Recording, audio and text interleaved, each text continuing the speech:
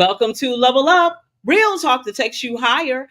I am your host, Angee from the B. Welcome, welcome, welcome, everyone. And thank you guys for hanging out with us this beautiful Sunday afternoon. Hey, everyone who is watching us on Facebook. You know, Mrs. Scribe, we have a lot of people who watch us on Facebook. But did you know you can head on over to The Real Level Up?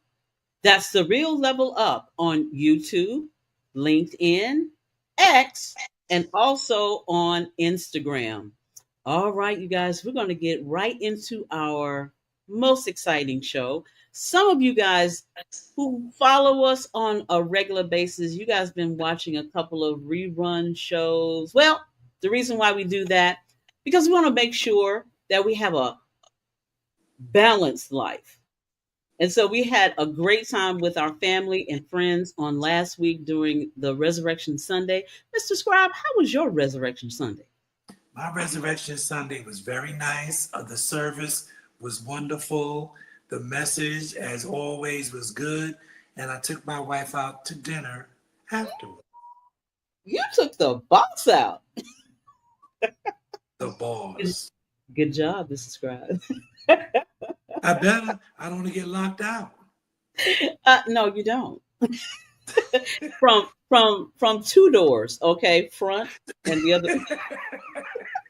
We ain't gonna go into that. That's on the Pat Nash show. Anyway, listen, Yeah. listen. I don't want our esteemed guests to wait any longer. Ladies and gentlemen, welcome to first time ever being on the show. Yes, this is the person that I am just now getting to meet. So now I know how Mr. Scribe feels because he and I both are going to learn Dr. Shantia Warning. Welcome to the show. Hi, how are you, Angee and Mr. Scribe? Doing well. Welcome. Well, we are good. Not a problem. We are good. We're good. Thank you for saying yes to coming on the show. You know, it's been a long time coming because I'm going to tell you, I know we can call you Tia because you Yes. said we could. Okay. Please call me Tia, yes. Everybody else, y'all call her doctor. Anyway. Anyway, no, you have been talked up for quite a long time, Tia, from our wonderful and amazing Grace, our producer in the background. I mean, you know, she has been, you know, speaking about you, girl, to me, close to a year. Oh, wow. Yeah, Grace has been awesome. Yeah, she juggles a lot. And it was really, you know, I feel like it's also another testimony because timing is everything and people come in your life at certain times. So her and I met a year ago and then we got reunited just a few months ago. And so it was kind of like, hey, I know you. So, and I had the pleasure of meeting her mother actually. So I love her mother. Yeah, her mother's awesome. Wow. Now, Tia, in case you don't know, you know, Grace is pretty popular in and around these parts, right? Mm-hmm. But her mother is the superstar. Okay, you yeah, asked. She is. She has a story. She be having us cracking up. You know, I tell her, you know, her mother was my patient. That's actually how Grace and I got reunited. And I mean, the stories that happen in that room, it stays in that room, I'll tell you. But I've been schooled. You know, she doesn't play. She's you know, she's an older woman, so she's learned a lot. So I take notes. Take notes. Always take notes from your Always elders. take notes. That Yeah. experience, you can't beat it. You can't. No. But we've had great times when I did therapy for her mother. Oh my God! Well, shout out to Mama Nisha. She may or may not be watching right now because you know she'll catch them. She'll catch some reruns. Like you know, I saw you. I saw you. Oh my God, that sounds just like her too. Yeah. That sounds just like her. Yeah, I've known her for close to 20 years now. Wow. So you know, I'm one of the daughters. I go right in and like, hey mama, how you doing? Hey baby, hey. Yeah. Yeah. Well, listen, we got our diamond in the house as well. Welcome, Mary Goolsby. I miss my girl, Mary. But yeah, so I once again, Tia, thank you so much for coming on, and we are going to have a great time. We had a great time already, Level Up Nation, during our pre-show, but we're just going to invite the rest of you guys in on these conversations that we've already had with Tia. Uh, that's Dr. Warren to you guys. Okay, but anyway, so Mr. Scribe, I want you to go ahead and set the tone for this show. Go ahead, my brother.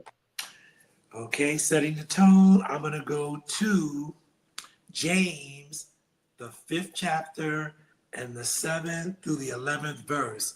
And it reads, "See how the farmer waits for the precious fruit of the earth, patiently waiting for it until it receives early and latter rain." Mm. Oh, woo! Mrs. Scribe, you be bringing it, boy. You be knocking it out, That's knocking it out the. that's my I'm a humble man, but that's my talent. But my talent does not come from me. It comes from the Holy Spirit. And I'm just thankful that he uses me, Mr. Scribe, to bring that theme every week. Wow. Well, Yeah. listen, ladies and gentlemen, we'll be talking to Tia about farming, but more than that, is farming a business or a lifestyle? That has been a big question, Tia, for everything that's going on around the world these days. Okay, Right. with the advent of we got to say a little bit about the small elephant in the room. It's not so big, but with Beyonce, bringing in, a lifestyle, a to the world, so especially to a lot of people who don't really pay attention to, Western culture or Western. How can I say it? I don't want to say Western culture, um, but just the lifestyle of people who are in farming or who are in rural areas. I Hmm. would say it's not just about city life, but I would say this also, Tia. And I know you're going to address this when we come back from our break, but we're talking about farming as a lifestyle, but there are a lot of people who are interested in just growing their own food now. So Oh yeah. now they're looking at people like you are like experts, like, okay, you got a whole big farm, but I at least want to have food grown. If you're in New York City, they're growing food from their balconies now. So more Yeah. people are turning to, what can I do? How do I learn this? How do I learn how to do this? Even if I have, like, I don't know, a 5 foot square, whatever. So now Absolutely. they're like, okay, now we want to pay attention to you, Tia. We might have been laughing about what you do a long time ago, but now, okay, you, okay, you can laugh all the way to the bank because you knew something was going to be changing around this world a long time ago. Now we have to come to you. Right. But, Right. but also too, Angie, we're a multi-diverse show, but for our people, agriculture was huge. Go back, what, 50, 60 years, Wow, good point. agriculture.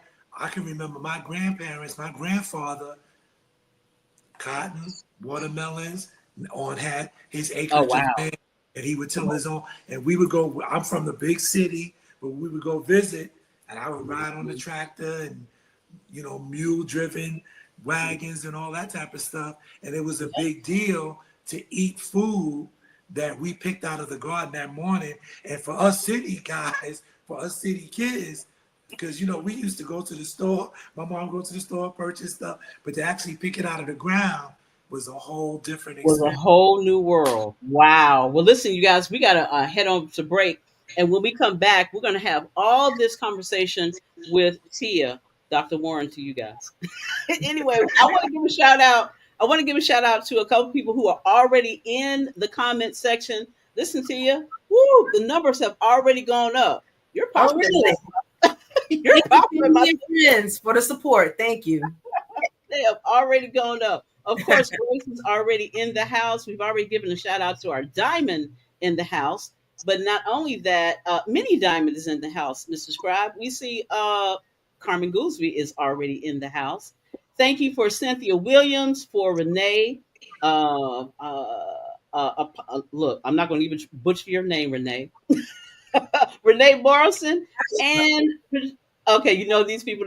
Okay, so Patricia Merriweather, thank you so much, you guys, for coming in, and also do this, ladies and gentlemen. Be sure that you're sharing this information as well.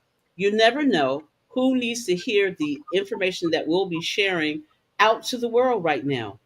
Hit that share button, but not only that, do what Patricia, Carmen, Cynthia, Mary, and Ms. Wisdom has already done. They are joining in on the conversation through do this. In the comment section, you guys, you can put your comments and questions right there, and you can join in on this conversation. Well, you've been listening and watching Level Up, Real Talk that takes you higher. I am your host, Angee from the B. We'll be right back.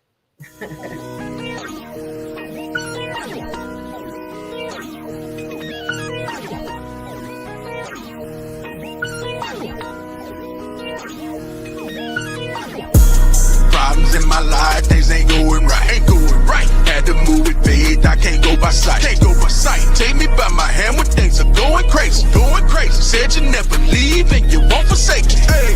Problems in my life, things ain't going right. Had to move with faith, I can't go by sight. Take me by my hand when things are going crazy. Said you never leave and you won't forsake me. God would never leave, he got my back like a chiropractor. Little hits kill him like a circuit tractor. OG fly like a pterodactyl. Woo! Yes, I am dynamic. I got God protecting me, so there's no need to panic. Advantage, I laid it at his feet and the haters can't understand it. Let me get specific, they wear the salty like the Atlantic. Barracudas and sharks, all trying to drown the kid. Guess what, this kid can swim, but I really don't have to swim. To the one I follow, never ever seen his feet get wet. Never seen his feet submerged. To the fish he stand up very high, looking just like a bird. To the fish he stand up very high, looking just like a bird. Problems in my life, things ain't going right. Had to move with faith, I can't go by sight. Take me by my hand when things are going crazy. Said you never leave. Hi, my name is Kelly Bryan, and I am the face of a type 2 diabetic. I am also the author of a book series called Numbers that is available on Amazon. Numbers is about how I used a low-carb diet lifestyle to get my numbers into non-diabetic range. I am living proof that it is possible to go from a 16.6 A1C to a 5.2. So let's kick type 2 diabetes one number at a time. Hi, I'm Pat Nash, and I want to speak to you a little bit about dreams, about hope, about maybe giving up or wondering why you haven't moved forward. Someone asked me, how did you get here to be a relationship coach?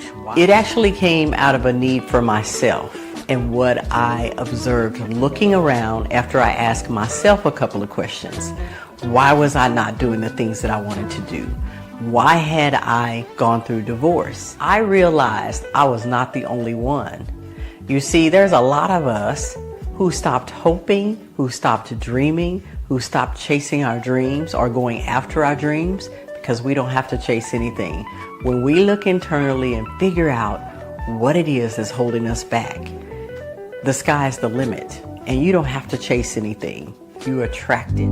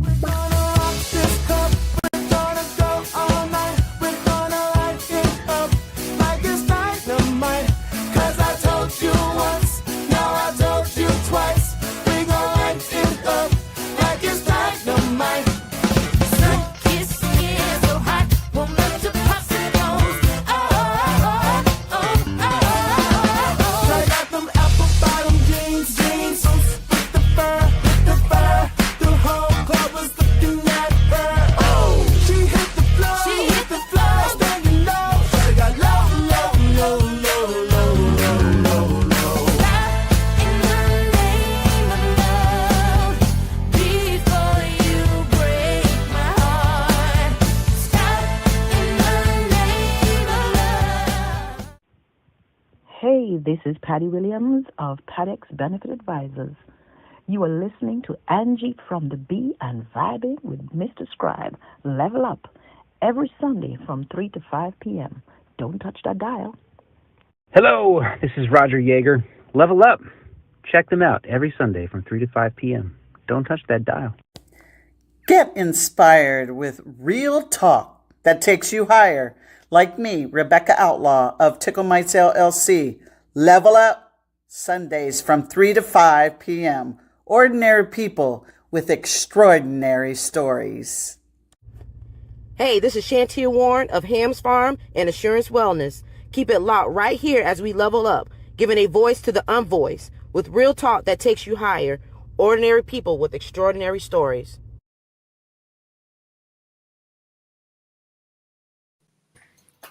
All right, And Tia, welcome with back that to break. level. Look, I'm Tia, about with to say that something about break. it. I'm about to say something about it, my brother. Hang on one second. And welcome back to Level Up, Real Talk to Take You Higher. I am your host, Angee from the B. Welcome back, everyone. And thank you guys for hanging out with us this beautiful Sunday afternoon. Hey, everyone who is watching us on Facebook. Did you know you can head on over to The Real Level Up? That's The Real Level Up on YouTube, LinkedIn, X, and also on Instagram. Okay, we got some people that are already watching us on Instagram as well. Let me tell you a little bit about Instagram, you guys. We can't see your comments. So head on over to The Real Level Up on Facebook or YouTube. There is where we can see your comments. All right, we already got some people in the comment section. I think our producer was trying to bring up Tiana Bailey. Thank you, Tiana. Thank you so much for coming in and joining in on the conversation. Let me tell you what you just did. She got a big smile on her face because you're here. Also, Cynthia Williams, thank you so much for joining in. Michael Broussard, thank you for joining in. Also, Diana Robinson. Dana, I'm sorry. Dana, girl, help me out. Dana Robinson Price, thank you for joining in. Okay, wait a minute. I didn't know Cynthia was your cousin. Hey, cuz. Look, majority of these people are going to be my cousin. I come from a huge family. My mother was one of 10. So, and then my grandmother was like the oldest of 13 or 14. So I have a huge family. It's all love. Yeah. Well, thank you guys. Hey, if you guys want to do one more favor for your girl here, hit that share button. It's already, some people are already sharing, Tia. So yeah, your family is not a game. No, we're not. Yeah, no. Jeffrey just came on in as well. Thank you, Jeffrey, for coming on in. Thank you, Dr. Tony Whitley. Dr. Whitley, listen here. This is another person that you may want to consider on your show. Now, let me tell you one thing that happens on this show, Tia. There are a number of other from people from other shows that watch this show as well. Let me tell you what we do. We watch each other's show. You know what we do? Yeah. Hey, Dr. Whitley, can I have that person on my show? Listen, that's what I love about what we do, my brother. We That's do this to support one another. It is a bigger family than what you see here, Tia. So let's dive right into what you have to say to the world, to the masses on farming. Is it lifestyle or is it a business? So let's get right into that, Tia, because you and I had a little bit of conversation in our pre-show, and we kind of touched on that, and we kept saying, Tia, hang on, we want you to talk about this during the show. So I really want to get your input, Tia, on what do you think about that? Because when people are thinking about farming, they're thinking, I'm gonna be honest, they're thinking older white man in overalls, those are your farmers. But then, Right. ladies and gentlemen, in case you are listening, because we have people that listen on our radio affiliate, chhjams.com. If you guys are listening, head on over to Facebook because you want to make sure that I'm saying this correctly. Dr. Tia is a very beautiful woman. So you Thank you. think about her being a farmer, and I'm sure people are like, what? She talk to us about it, Dr. Warren. Please talk to us about it. Well, thank you for the compliment. I clean up very well. So even when we met up yesterday, you saw when I came from the field and I was looking burnt and hair everywhere, and it was dirty and sweaty. So I try to clean up for you guys. I didn't want to be. But anyways, to answer your questions and to kind of piggyback off what you were speaking about before the break is, I remember my mother saying people are going to go back to farming. And it was crazy at the time. When I reflect on all these things, this was before the pandemic. And, I think I feel like I've learned to know my mother more after she passed, after kind of sit and reflect and think about things she said. But I was just kind of at her house down in South Georgia, and I was walking by her. You know how older people, they say stuff and you look at them like, oh, okay, whatever. So, but that's kind of what it was. She said, people are going to go back to farming. And I didn't know where that statement came from, or, then I just was like, okay, whatever, brushed off my shoulders. Now here we are 5 years later, we're going back. So like you think back in 100 years ago, there was a million Black farmers who farmed and owned over 500 million acres. What? Yes. Now I looked at the statistics. There's maybe about 40,000 Black farmers. Whoa. And, there's obviously some things that happened where a lot of Black farmers lost their land, recession. They couldn't get those loans to keep up their farms. Farm is hard, and I know in the 80s when those ads came out, tobacco was a huge profit for a lot of farmers. But that transitioned. A lot of farmers had to figure out how are they going to transition from farming tobacco, because people weren't buying those cigarettes as much because they found out, oh, those are not good for your health, right? So people had to transition. Now here we are in the 2020s, and we've been through a lot, the pandemic. Yes. And right now, nobody wants to say the big R word, the recession. And so now people are like, how do I survive? How do I simply just have a nice meal on my table and not have to spend $50, $300, up to $1,000 a month on groceries, depending on your size of your family? Wow. So, I've seen the transition in the past 3 years where it may be a little biased, but as I've started this journey into farming, I will go to different conferences and go to different, just networking events. And I'm noticing there are so many Black individuals. Yes, I am in Atlanta. This is the mecca for Black people, like, kind of the little Wakanda.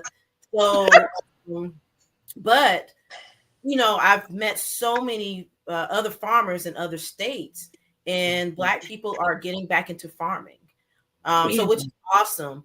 And just even like a couple of weeks, Good Friday, I went to Goodwill Alliance, and they were giving out free soil. So every Good Friday, you can go get free compost. And if you have a farm in this area, they have a scholarship or grant where they can provide free soil for you, compost for you. And when I was there filling up my buckets to put them in the back of my truck, yes, I drive a truck. I turn heads. I like my, this is a sidebar. Sorry, I've digressed. But get into my lifted Chevy 2500 HD, guys be like, they do a double take. They hear that engine going, and so then they like, wait a second, that's a girl driving. So, yes, we do drive trucks. But anyways, there are other, but when I went to go pick up this soil, there are so many small families who are getting this compost because they're starting their garden in their backyard, or like you said, on their balcony. So what people don't know is that you can be a farmer. It doesn't matter the size of your space. Okay. Farm track number. All right. So first, contact your local Georgia Extension Office or your state Extension Office, and they have resources to help you. I don't know if there's actually a percentage of an acre or anything like that, but I think if you have a farm track number and you are growing to sell or whatever it may be, you are a farmer. So, wow. Yeah.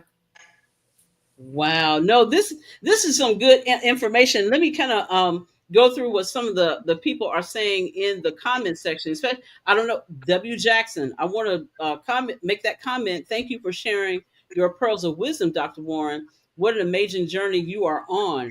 Keep doing the Lord's work and inspiring generations to come.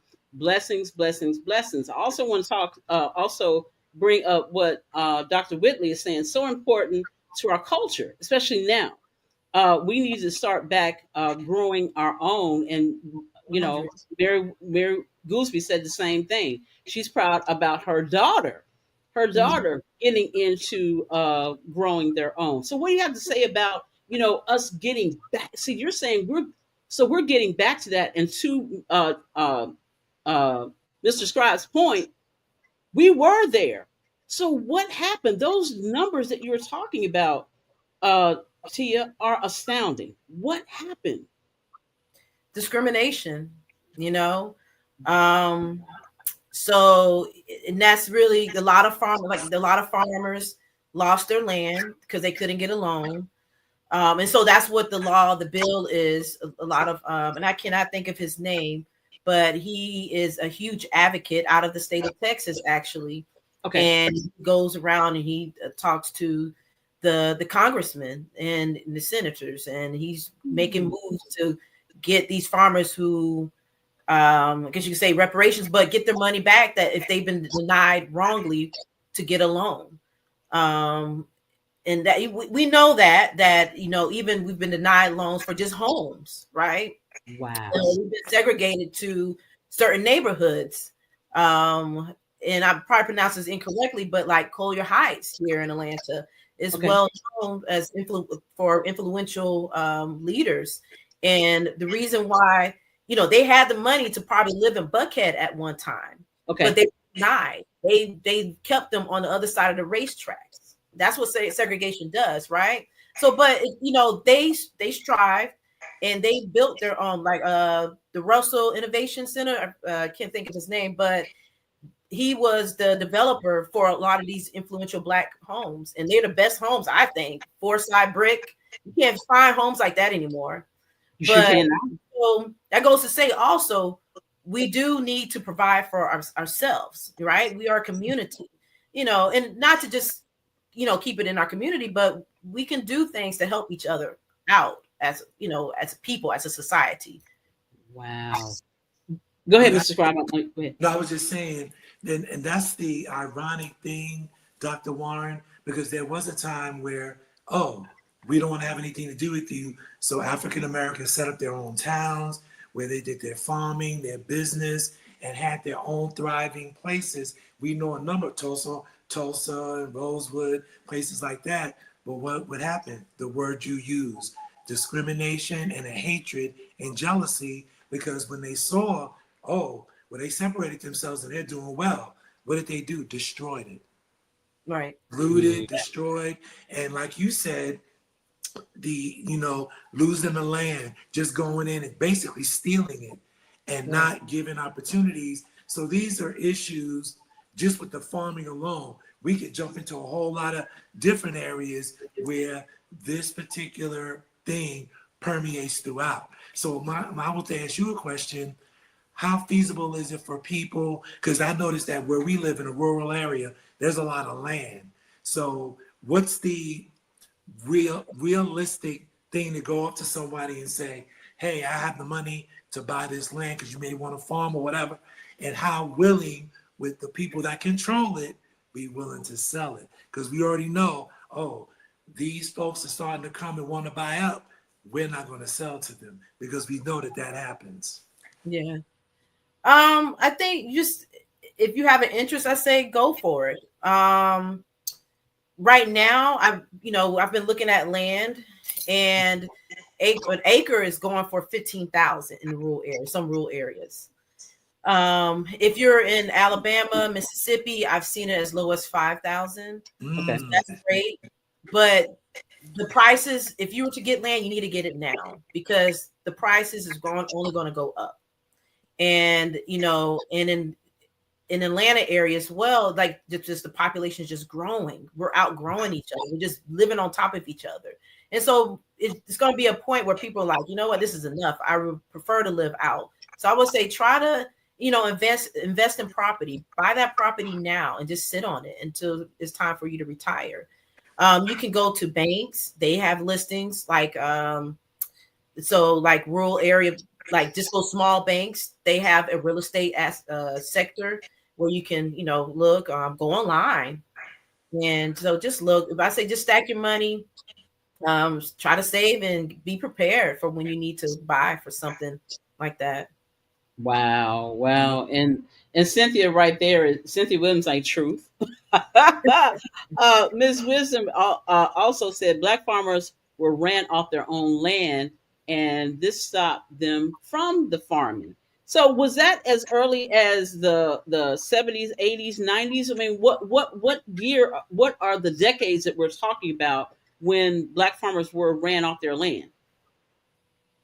I don't know the exact years, but I would say probably around, the 70s, 80s. Wow. Yeah. Well, a lot of us are always, saying that, oh, we've arrived, we've overcome. No, we have not. We still have work to do. And the most important thing, because I know we have our white brothers and sisters that watch this show as well. And I want to encourage them to know is that this is no slight on any of them.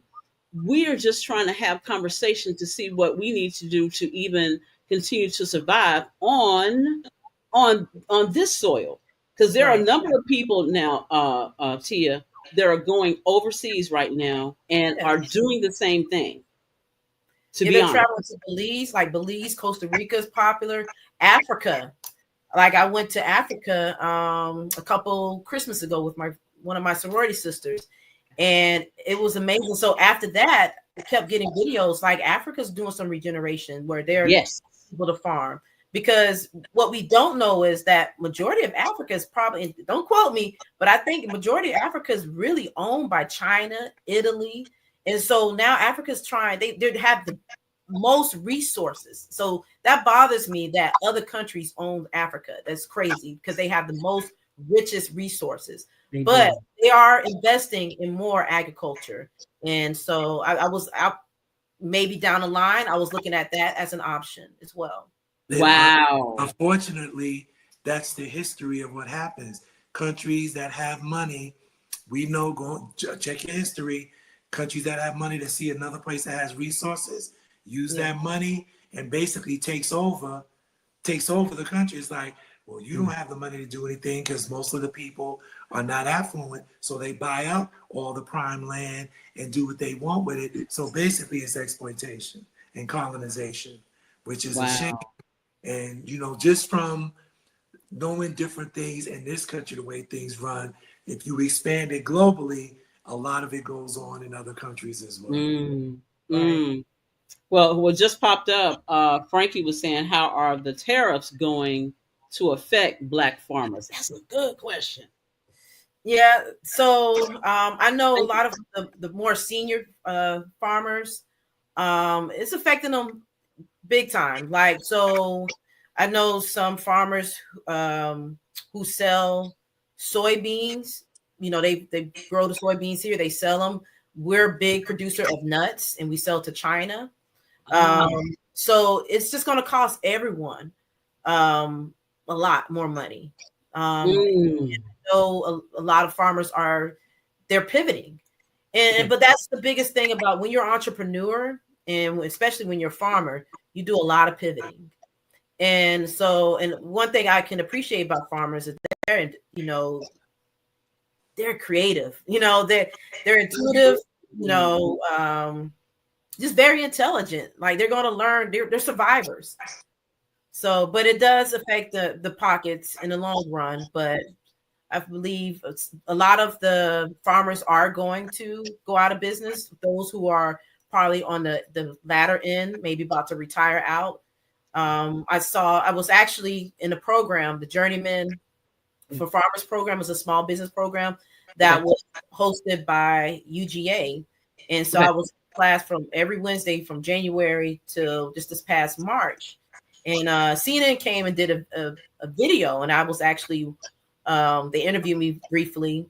And so, but the guy that they interviewed first was a middle-aged Caucasian male farmer. Okay. He does peanuts, and he was just saying that with his age and the tariffs, basically he's going to retire sooner than he anticipated. Wow. Wow. And he had been in it for a number of years. Am I saying that right? That was his life. That was his career. Wow. Wow.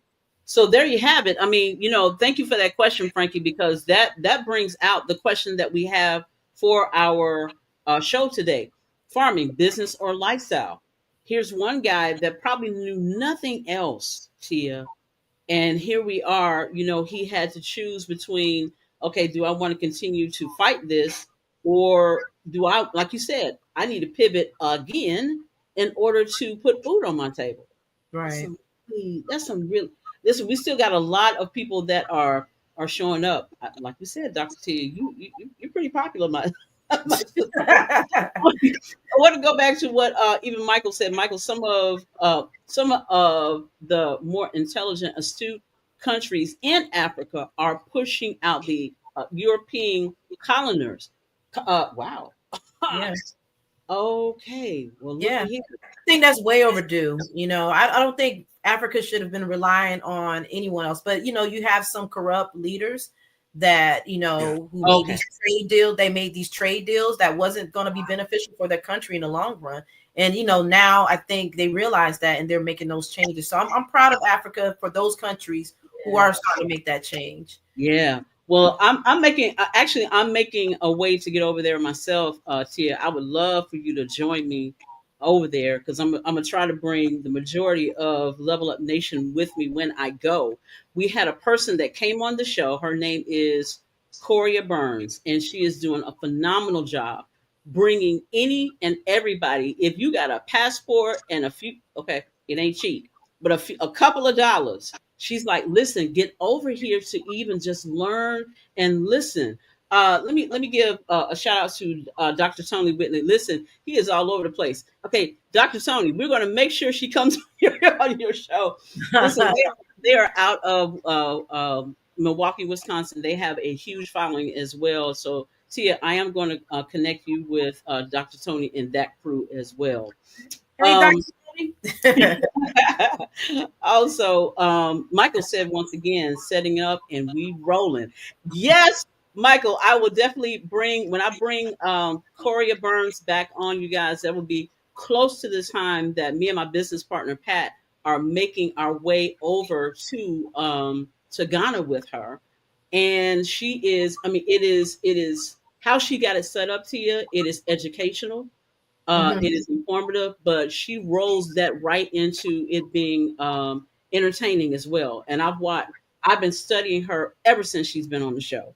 So I'm definitely going to bring her back on the show, tell all of you guys more about what she's doing with that. But yeah, Tia, I'm with you, my sister. If that's something that you would like to do, absolutely, I'm there. But we there. We rolling. Let's go. Angee, we just had an interesting point. If they could bring up the other. It's another one. Yeah, not okay.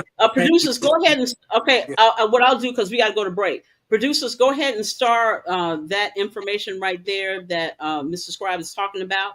When we come back, you guys, we're going to have more conversation with Tia. Listen, you guys are doing an amazing job sharing this information. We've got a lot of new people that are coming in and watching this show. Bravo to all of you guys. Thank you so much for commenting and sharing. You guys continue to do it. I just want to make sure that people know, if you are on Instagram, we cannot see your comments there. So head on over to The Real Level Up, either on Facebook or YouTube. You also can listen to this show in its entirety. We are being broadcast live simultaneously, you guys, on chhjams.com. So I want you guys to stop watching the show while you guys are driving. Head on over to... Yeah, we had some people watching the show while they're driving. head over to chhjams.com. You guys can listen to this show in its entirety. Well, you guys are going to take a short break, and when we come back, we promise we're going to take a lot of your comments that are coming in through. You guys continue to bring them on through, and we'll get them right on as much as we can. You're listening and watching Level Up, real talk that takes you higher. I am your host, Angee from the B. We'll be right back.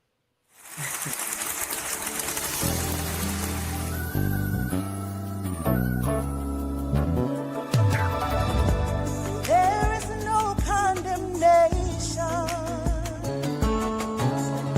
to them who are in Christ Jesus. The Spirit of life in Him has made me free again, and by His blood I've been set free, and by His grace He's redeemed me, and by His love I've been rescued. I will never be defeated.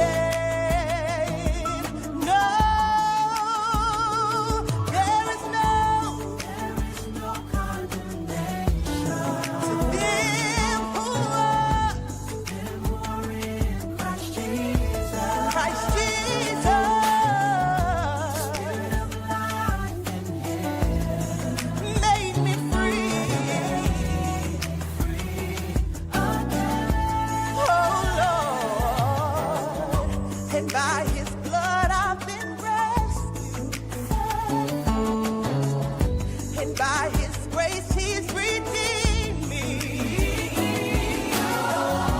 and by His love I've been rescued. I will never be defeated.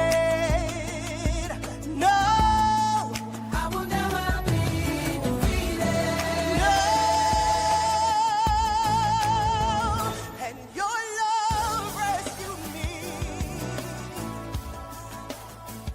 by your blood. Prepared, crafted, and baked with love. A taste so delectable, like they were sent from heaven above. With every bite, a soothing warmth settles and abides. It feels like a hug on the inside.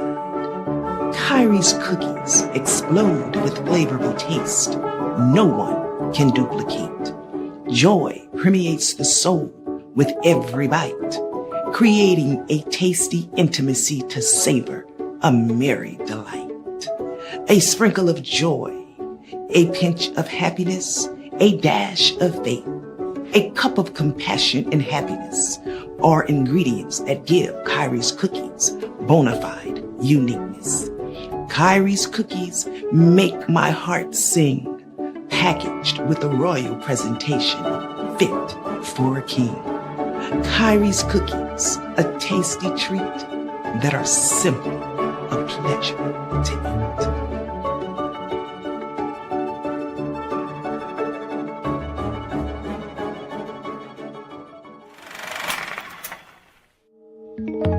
They said it was wrong to promote me, that I wasn't ready, that I would fail. Those who have betrayed me must pay. You're the first black agent. Don't be the last. Revenge is all I have left. The CIA cannot get involved, so you're on your own. Aren't we all? I'm a man who gets what he wants. Just get me the money. You have 24 hours.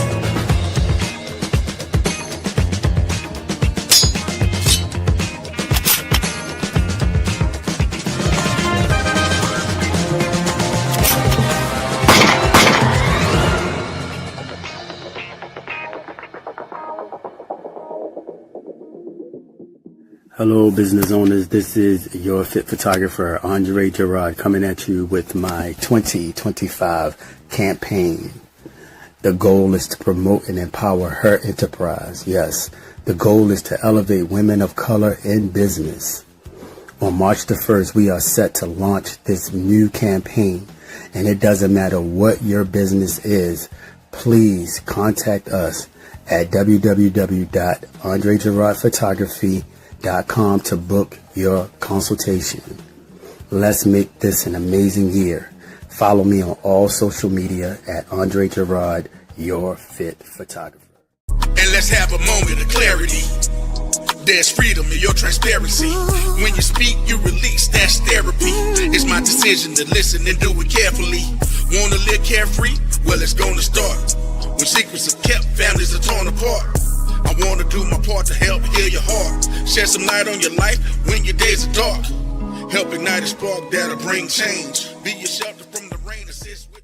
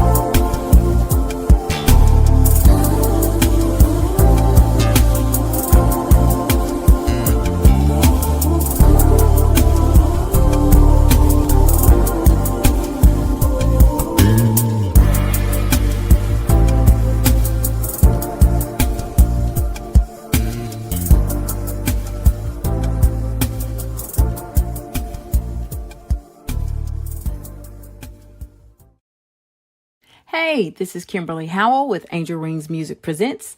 Keep it locked right here as we level up, giving a voice to the unvoiced with real talk that takes you higher. Ordinary people with extraordinary stories. Hey, this is Gina A. Towns, and I'm hooked on the real Level Up and Level Up Nation. You don't want to miss 1 minute of real talk that takes you higher. Every Sunday, 3 p.m., I say yes. This is Kimberly Walker. Listen and watch Level Up each and every Sunday from 3 p.m. to 5 p.m. Keep it locked right here. Hey y'all, this is Candace Stevens, State of Georgia real estate broker and founder of Day After Foundation Incorporated, where we are transforming the transplant experience. You are vibing with my people, Angee from the B and Mr. Scribe. So level up each and every Sunday from 3 to 5 p.m. Ordinary people with extraordinary stories.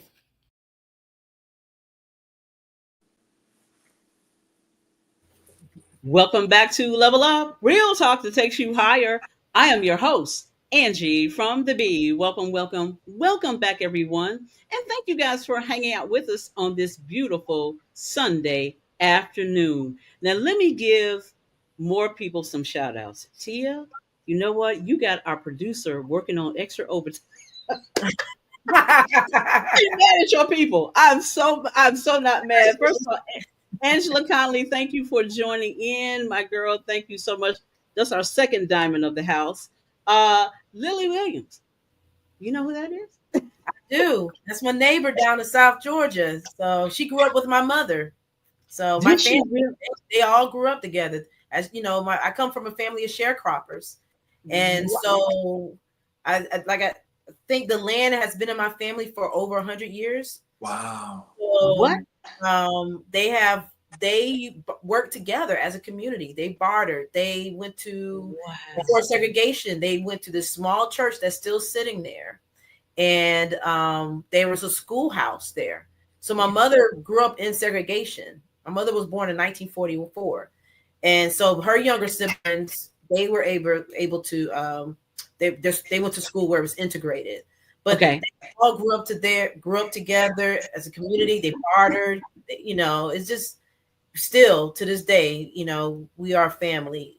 You know. Wow. Well, let's go back because I really wanted. We always do this, Tia, and since this is your first time on the show. Now, I know it doesn't feel like it or sound like it, Level Up Nation, but yeah, for real, this is the first time on the show. You already feel like family to us, Tia. So, you know, there are some people like Angee, yeah, right. There are a number of people that you have on the show before. But this is her first time, you guys. And so, Tia, we always ask this question.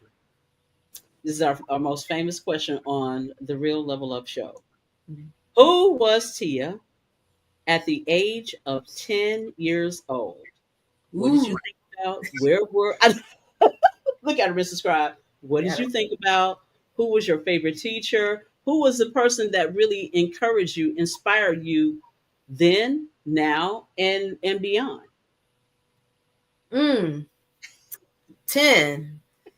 You got me thinking, going, look, I got to go way back, go to the cobweb and pull it out. You got to go way back. So, but I remember my 6th grade English teacher, Miss Hicks, and she was from Alabama. And, you know, she was younger. And, you know, when you're 10 years old, everyone's old, right? Or even you're 12, 13, everyone's old. So, but looking back, I think she was probably in her 20s. But she was an awesome teacher. She was petite, but she packed a punch. Like, she didn't play any games. And, you know, I went to school majority Black. And in high school, we actually got bused. You know, my neighborhood, we got bused. So we were integrated, you know what I'm saying? I literally passed 2 schools to go to a school in the next city over. So, but you know, it was a blessing. So, but I will say Miss Hicks, I don't know where she is. I've always wanted to keep in touch with her. If by any chance, if she's listening to this, hey, hit me up. Hey, go get some drinks now. I'm older. I love it. And what was I going through at 10? You know, my mother kept me busy. From when I was little, you know, my family knows, like, I was in pageants, I was acting, I was dancing. I've always had 3-4 jobs since I was little, man. I was just like, God, when did it start? And I look back, I was like, my mom kept me active. I was in after school programs. I played basketball. So I used to, you know, get up early in the morning in middle school, and my mom dropped me off, and we played, you know, I was the shooting guard. You know, I had a little 3-pointer. So, you know, all right. That's that, right? So, but yeah, but most of all, like, who inspired me throughout my life, and you probably already know this, my mother. My mom, girl, I can hear it in you. I can hear it in you. I am my mother's child. You know, you don't want to be your mother, but then when you get older, you be saying things they say that don't make any sense. No, but you be like, God, dog it. And so I am my mother's child. I am my mother's daughter. Oh, somebody want to know, can you still hoop? Yeah, I do a little something. You know, I might be a little slower. Who that? Oh, he's talking trash. Oh, see, he's a comedian. He is a comedian. Look, you got jokes. All right, Lamartier. But yeah, I'll take you out any day. You know, 5-minute game, 5 minutes. That's all. Give me 5 minutes, because that's all I got in me. Look, we'll bring Lamartier right back on when you come back on, so we can have that comedian. Well, this Miss Patricia Meriwether said your mom would be so proud of you. So she knows your mom as well, right? Oh yeah, that's my aunt. That's my aunt. So my aunt Pat. My aunt Pat's crazy. She's funny. She one of those funny aunts. Oh, okay. Okay. I don't want to tell her business too much, but you know, she believes in the Lord, but she'll drop a little cuss word here and there. I'm sorry. But Aunt Pat is the only one. There's a few other folks that can raise they ain't gonna raise their hands. That do that. Yeah. Once in a while, once in a while it comes out sometime. We're not perfect, but we strive. So, yeah. But Angee, the comment that I wanted to get back to was the person was saying that when we was talking about what happened to the Black farmers and situation, she said a lot of the state governments would put highways, things through the land, and basically take, eminent domain or whatever that terminology is that, okay, that's your land, but if we need to build a road through it, we can take your land and you can't do anything. So there was a lot of different things. Is this the one? No, that's not the one. Okay. That's Miss Wisdom. There was another gentleman, not that one, from Michael Boussard. There was another comment about them basically building roads or railroads through the land, which was another tactic to get the land away from the farmers. So that's just one thing. But we Here it is. yes, many times highways, new schools in rural areas always seem to be routed through the lands of minority farmers. And do you still see that? So in other words, these were strategic ways of doing things. Because a lot of times it's like, we're going to do it to you, but we're going to do it in such a way that you can't come back and say that we did anything wrong. So it's like, oh, the highway got to go through. Oh, we're building a new school, so we can just take the land. So it's sometimes it's difficult to deal with because it seems that the circumstances stacked against you, but we know we serve a God that can circumvent all of that, but we're still human and we still have emotions and feelings when it comes to being treated in a certain manner. Right. Well, yeah, go ahead and answer that, Tia. What's going on with that? Is that still happening? I think it's a real fear. I don't know if it's still really happening. I'm pretty sure it is. Well, somebody says it's happening in Villa Rica. Wow. Oh, yes. So, but it is definitely a real fear because I know the land that my family land. My mother told me there was a railroad track that went there, and I can still see the tree lines where that railroad came through, and it connected from, I think, Twin City to maybe Augusta or Savannah. And then so now also they're building in a lot, like they built a few warehouses in Richmond Hills right outside of Savannah.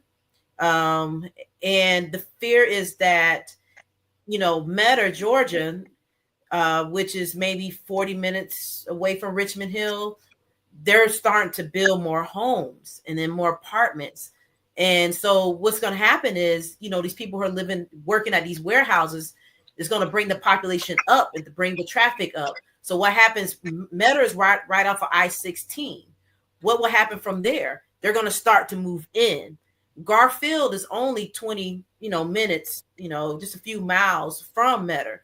So the real fear is that, these corporations, these developers are going to come in my backyard and, take my land. So the key point is that we need to know what's going on locally. We need to vote. So to prevent these people from moving into our backyards and taking our land.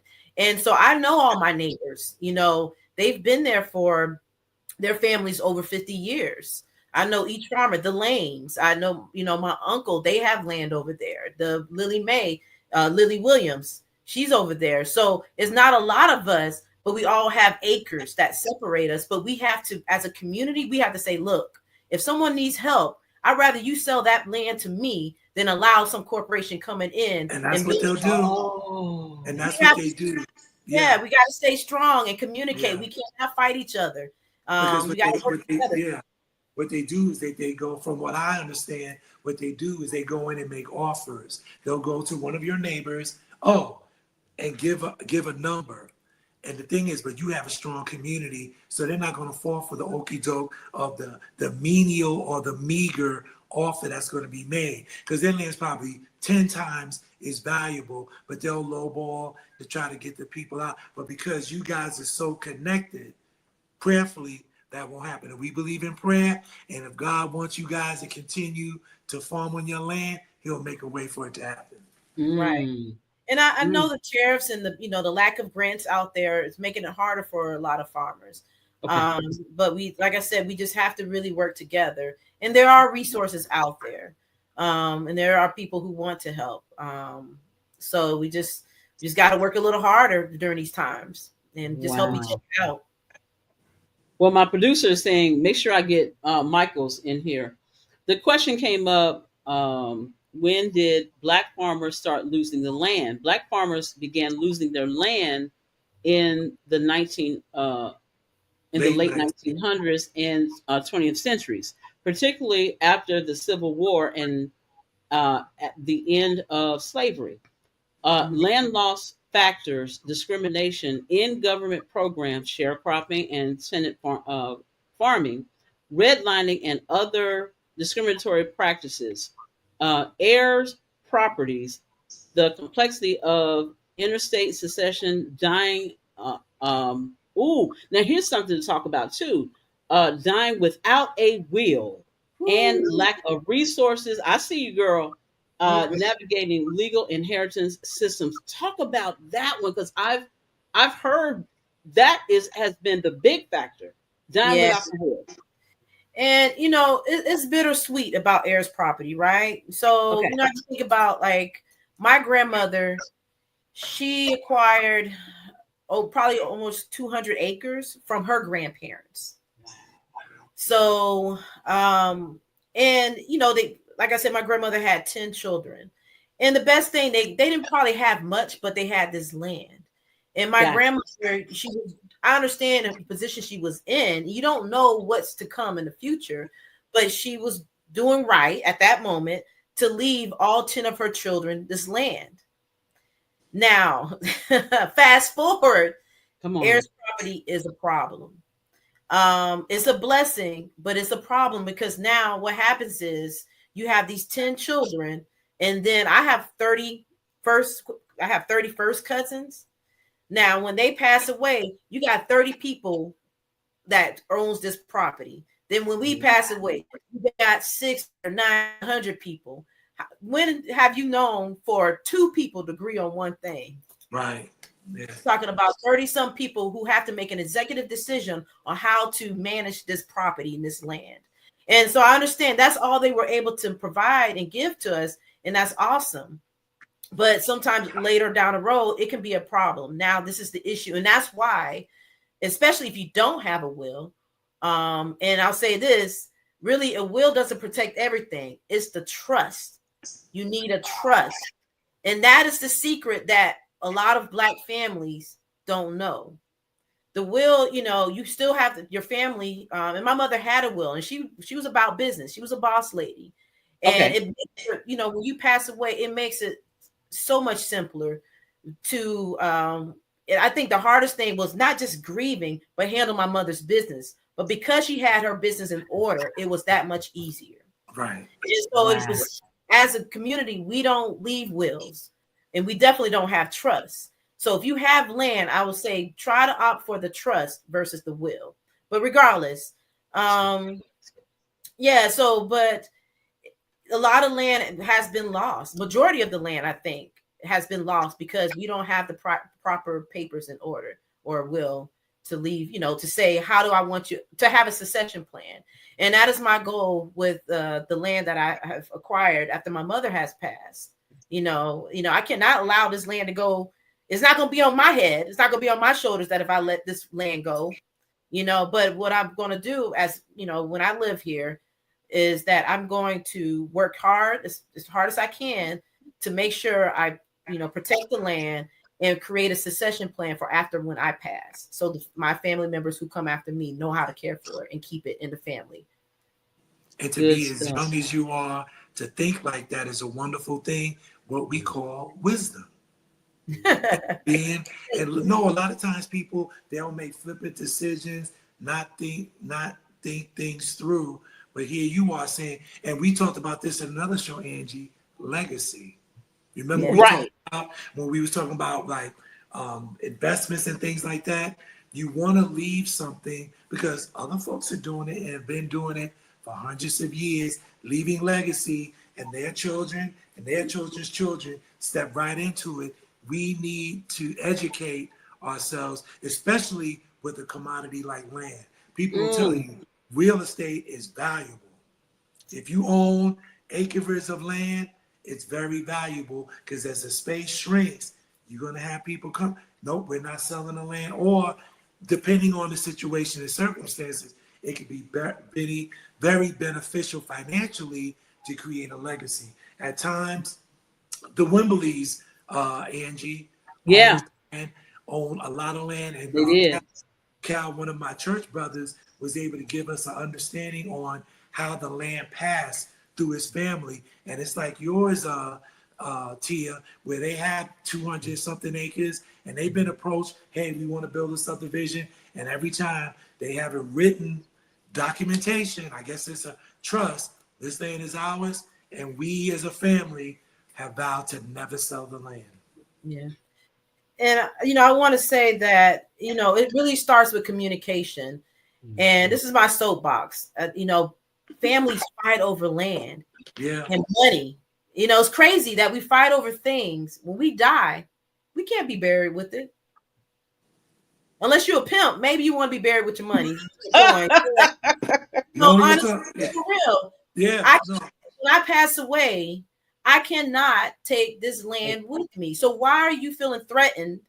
You shouldn't feel threatened. What I'm doing, I'm trying to find a way to take care of the land, to make a plan. I'm not trying to take anything from anyone, and so I think we have to stop being fearful and just open up have an open communication to discuss what is the plan, what is the goal as a family. Because white people do it. I would say Caucasian people, they've been doing it for a long time. And they and I asked somebody, I said, wait a second, what do? They make a difficult decision. They say, you know what? And your children, right? One child is responsible, and one that is not. So if you're going to leave that land to someone, are you going to leave it to the irresponsible one? No. And you can have a secondary. You can work out trust. You can work it out however you right. You can change the language however you like. But you have to make a tough decision to say, this person, I know they have a genuine interest in the welfare of our land and our legacy, and they're going to do it. And that's what Caucasian families do. They don't leave it to 10 people, to 20 people. Wow. Yeah. Wow. Listen, there's an interesting comment from Michael. He said, having a clear, revocable and irrevocable trust to keep out of probate. What do you have to say about that comment? Yes, I'm working on the trust. And with Veronica McLendon, kind of a name drop. I forgot to send this to her. I need to send this to her.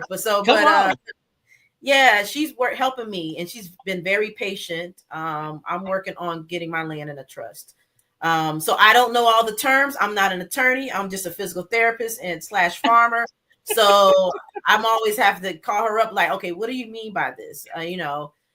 So yes, please consult with an attorney so they can help you. Family law or land law. But Veronica McLendon, she's out of Macon, Georgia. Okay. She's awesome to me. She works with a lot of farmers. Okay. Well, yeah. I mean, if you get her permission, then drop her information in the comment section once we get off. I love giving people shout outs when they're doing a good job, and it's not about money to them. It's about service first. Money will eventually come. I don't know why we don't get that, but yeah, I love connecting people who do a wonderful, awesome job in their own profession. So yeah, get her permission, drop that in the comment. I'm sure other people will be very interested in talking with her as well. Go ahead, Mr. Scribe. We got about 2 minutes before we go. I'm just saying, and the other thing is, we as believers, what do we have a belief in? We believe in our God to take care of certain situations, but we have to be wise and discerning, like you just said, Tia, in reference to who to leave it to or what things need to be done in order to secure it. Because like you just said, we're people. We know people. Like you said, you can't hardly get 2 people to agree, let alone 10 or 20 people. So that's why you have to be wise, pray, and ask for, to me, divine direction. And when it comes to certain things, because the only way it's going to work out is if you lean to your own understanding. We know how those things tend to work out. But when you lean on him, he'll guide you in the right way. With anything, ladies and gentlemen, we're talking about farming, but this permeates life. So, listen, you guys, we've got one more segment with Tia, and if you guys have any questions or comments, go ahead and put it in the comment section now. Once again, if you are on Instagram, we cannot see your comments there. But if you head on over to The Real Level Up, that's The Real Level Up on Facebook and YouTube, we can see your comments there. Thank you so much for everyone who's been giving a comment. Jeffrey Gordon is in the house now. Connie Baptiste is in the house right now. Not sure of your name, but you are QTPYE. And even T is like, I'm not sure who that is. I'm not sure. Thank you for your comment as well. I don't know, Mr. Broussard, you might need to come on the show, my sir, because you've been laying a lot of wisdom, just like Ms. Wisdom. Thank you so much, everyone, for joining in on this conversation. You guys enrich our conversation each and every time you guys show up. And this time, Tia, they done showed out. Your people done showed out today. Also, Regina, thank you so much for showing up as well. Well, listen, guys, we're going to take our final break of this hour. One more segment with Tia as well. So, once again, if you have any questions or comments, go ahead and get it in while we're on this break. You guys, we got about 7 minutes on this break. You guys go ahead and relax, chill out, get a snack, and come on back. You're listening and watching Level Up, real talk that takes you higher. I am your host, Angee from the B. We'll be right back.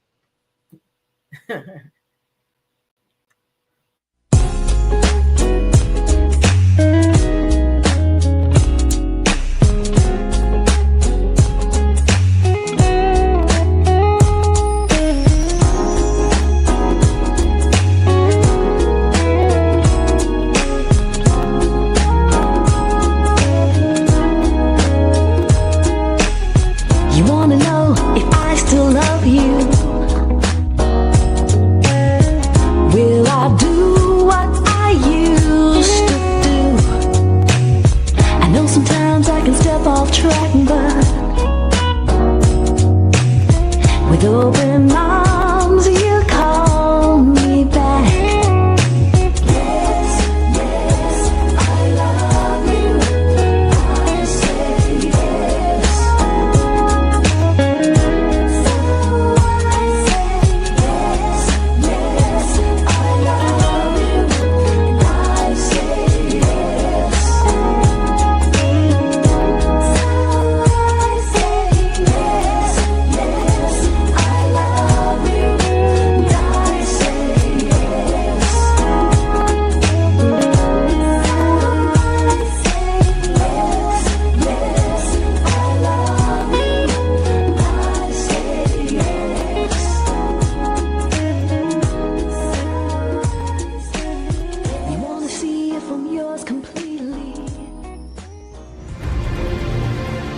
No, you devote your heart to following the Lord, no matter what the cost.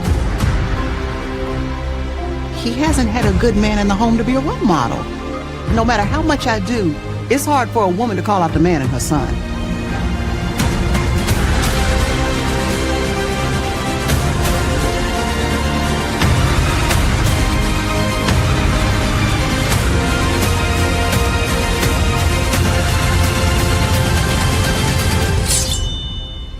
Isaiah, welcome to the Forge.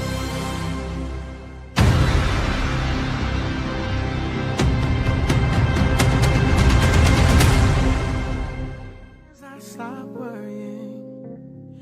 worrying how the story ends. When I let go and I let God have his way. That's when things start happening. When I stop looking at back then. When I let go and I let God have his way. I couldn't seem to fall asleep.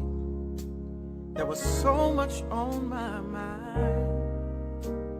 Searching for that peace, but the peace I could not find. I am thrilled to present you Journey to the Poetic Light, a heartfelt collection of poems that unravels the intimate and profound moments of life through the lens of poetry. This book is a beacon for those seeking silence, inspiration, and a glimpse into the kaleidoscope of human emotions. Journey to the Poetic Light invites you to wander through a landscape of emotions where each poem is crafted to guide you toward enlightenment, reflection, and inner peace.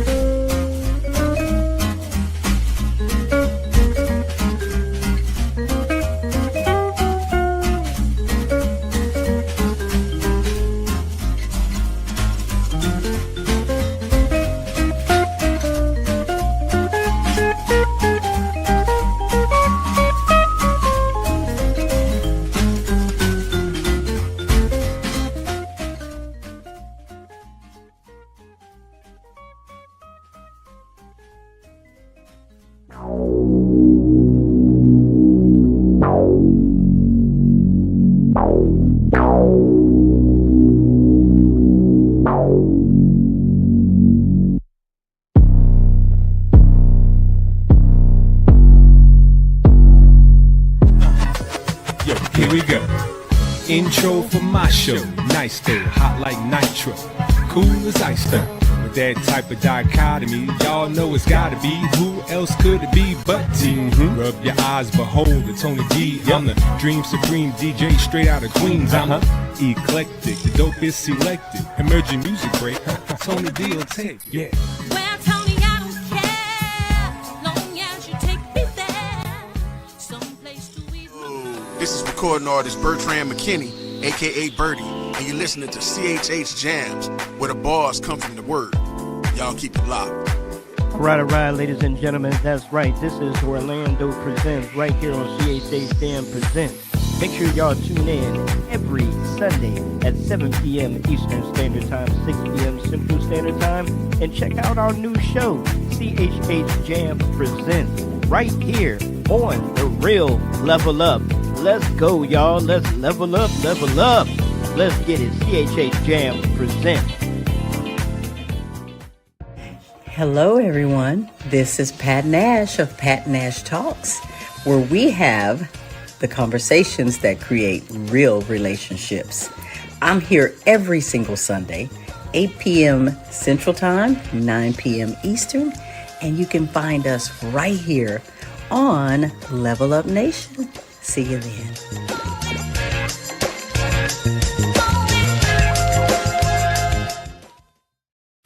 It's your girl, Kathy Hood with Woman University. Let's level up on Sundays. Hey, this is your girl, Nick Nat. Listen or watch Level Up each and every Sunday from 3 to 5 p.m. Keep it locked right here. Atlanta, this is Ronnie Davis Frank from the Wild Wild West in Color, Rodeo, and Agriculture Expo. Join me every Sunday from 3 to 5 p.m. as we level up with Angee. Let's get ready to ride. Hey, this is Rebecca Outlaw of Tickle Mites LLC.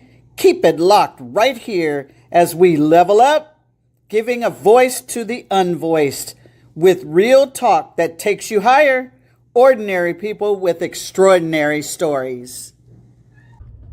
Hey, this is Shantia Warren of Assurance Wellness. Level up each and every Sunday from 3 to 5 p.m. We look forward to having you join us. Ordinary people with extraordinary stories.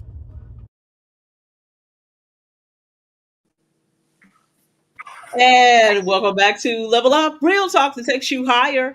I am your host, Angee from the B. Welcome back, everyone. And thank you guys for hanging out with us on this beautiful Sunday afternoon. Now, I'm going to give Mr. Scribe an opportunity because he was trying to do this earlier, Tia.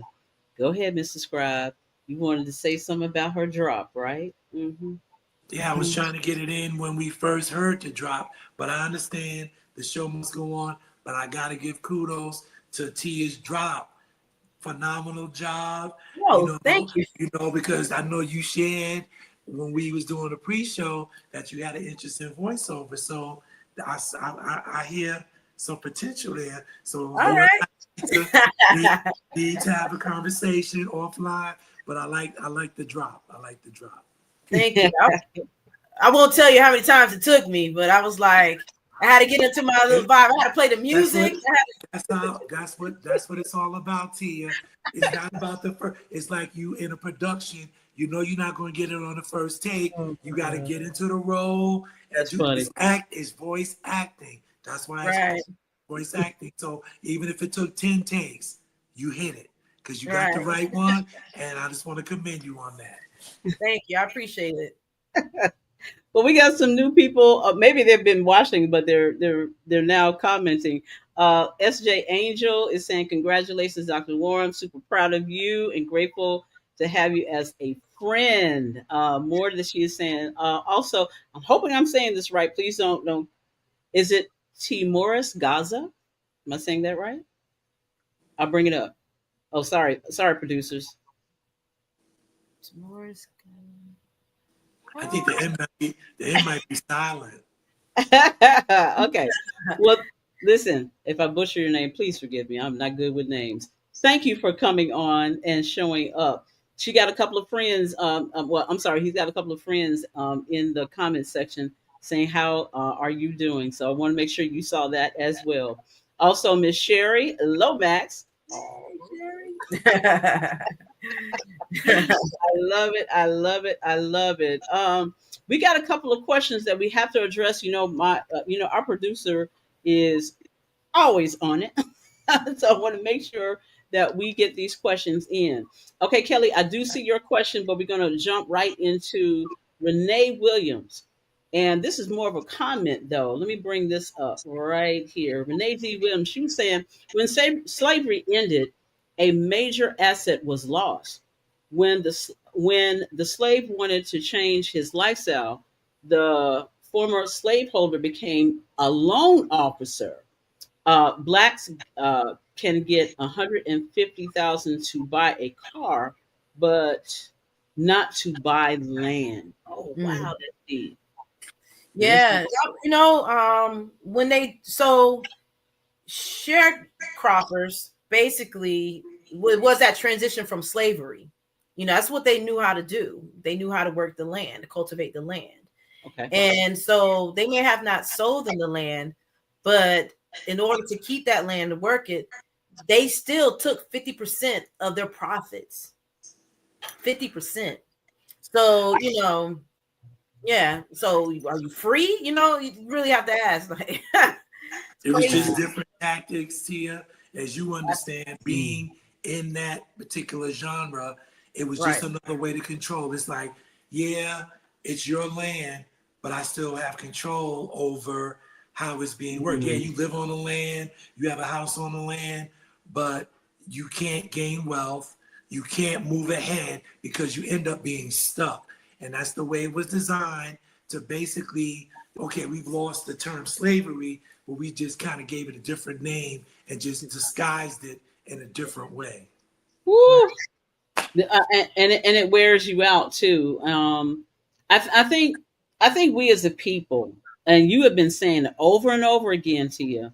I think we as a people, we're starting to learn that if we don't come together, and we have to come together first with communication and understanding of each other. And you said it again, and I've been preaching this, Tia.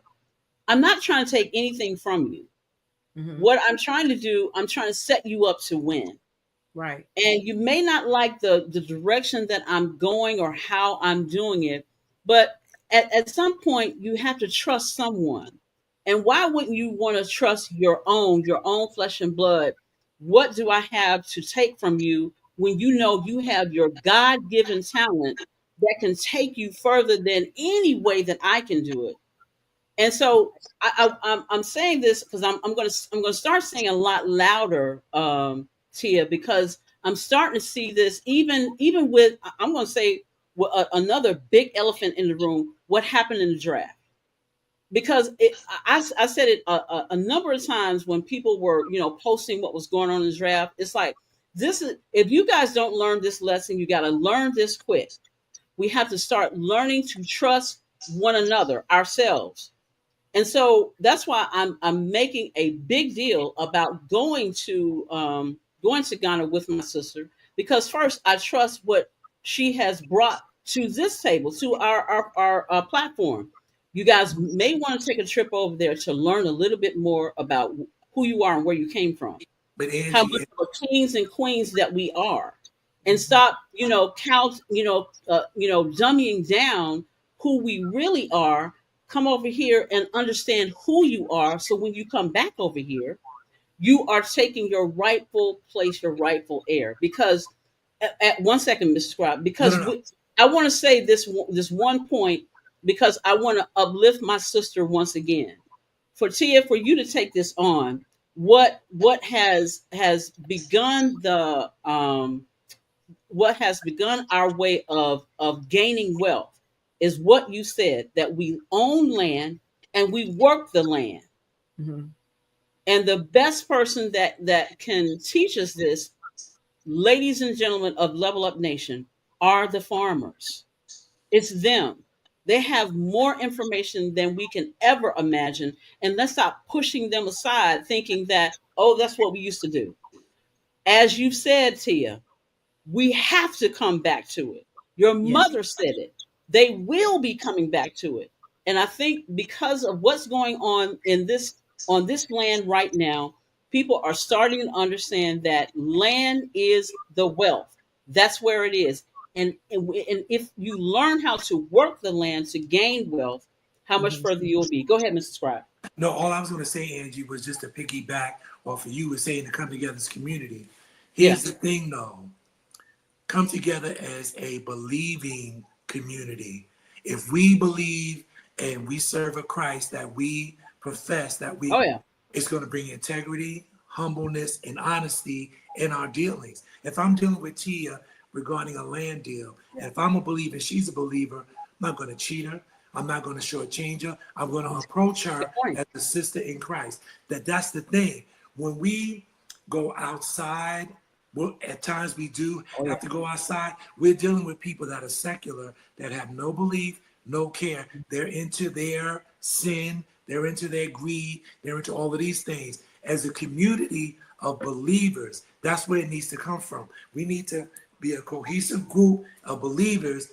Reach out to the ones that don't. Oh, look at what they're doing. Because when we're in that circle, God is the controller.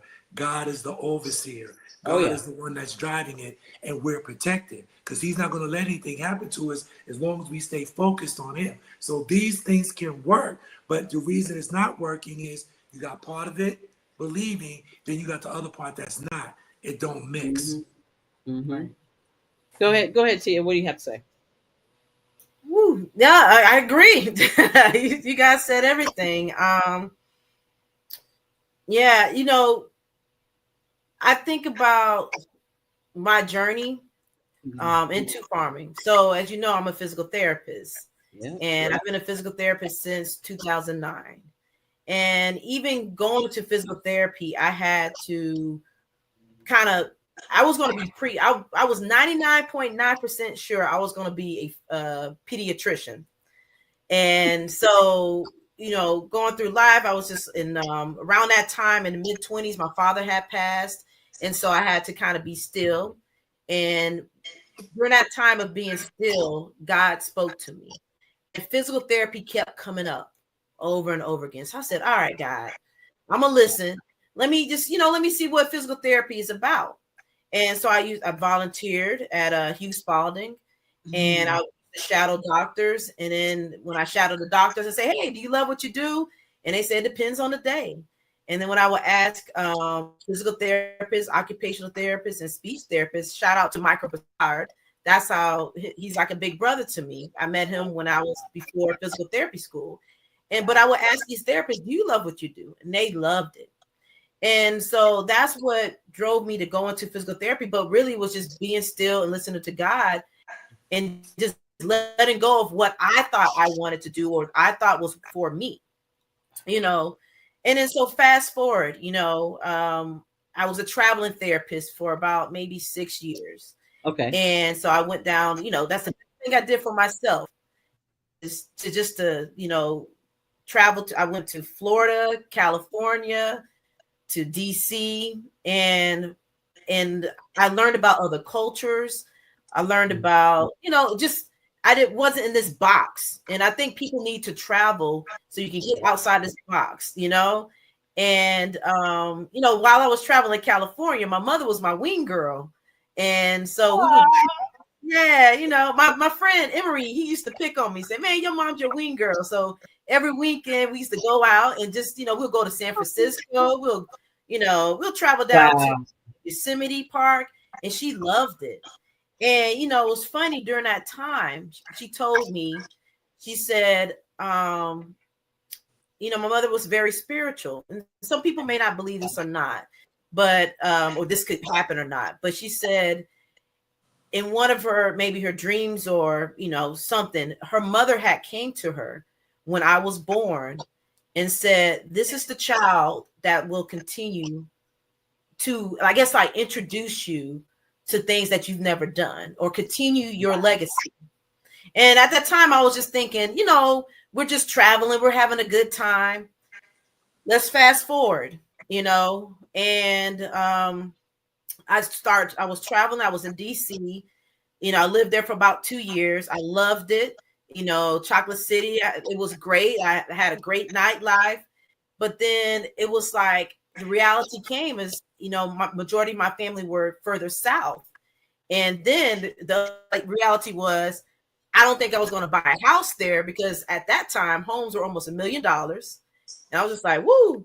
And then I'm a Florida girl. I'm from the Sunshine State. And when I heard that I have to get up early and shovel snow, I said, oh, I got to go. Not listen. I'm not shoveling any snow on any driveways. So I said, okay, God, where to next? And he said to me, Garfield, Georgia. And I said, Garfield, Georgia? What's in Garfield, Georgia? So I said to him, I said, well, if you find me a job, I'll move to Garfield, Georgia. How about he found me too? Won't he do it?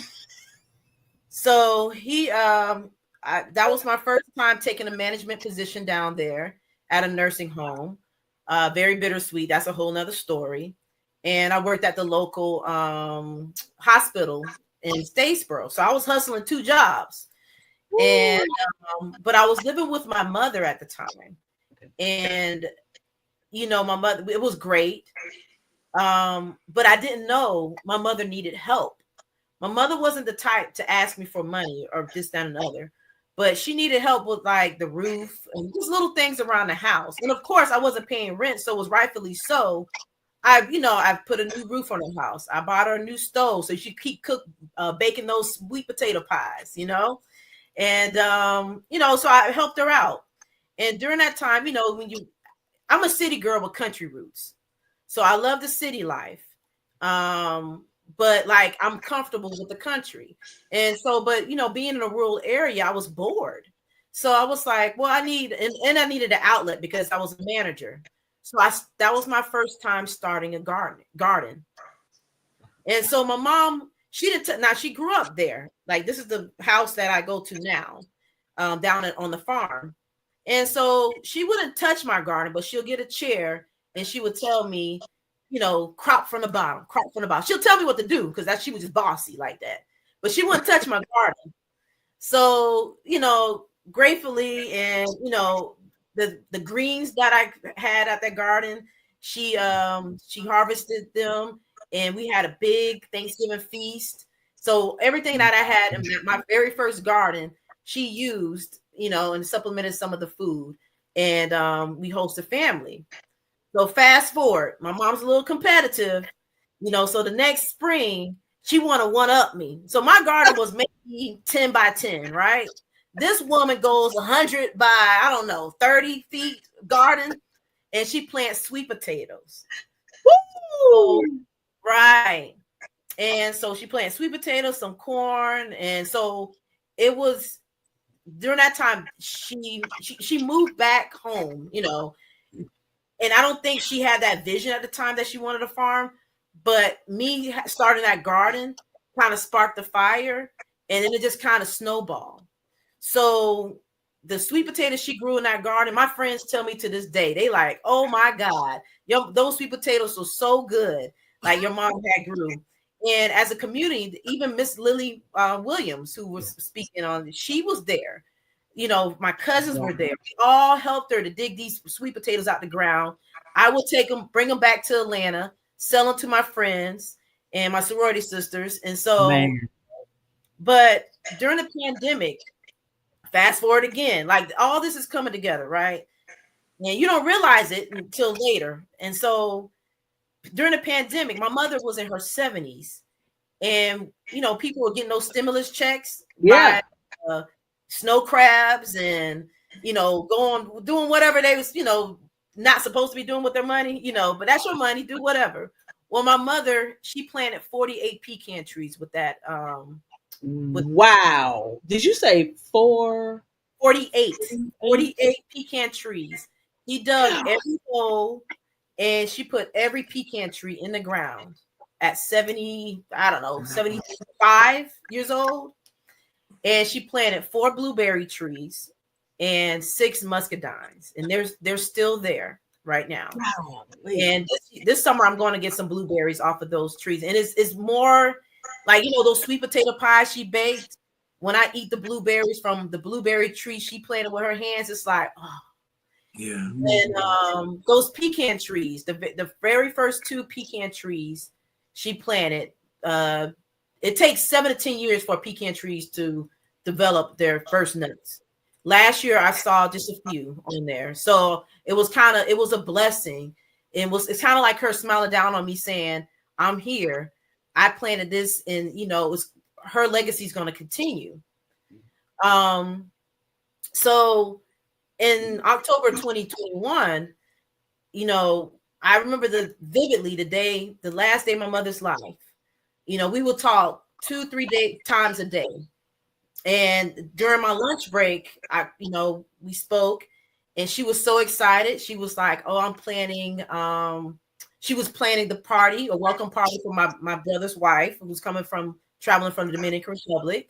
Okay. She was like, "I purchased some of the things."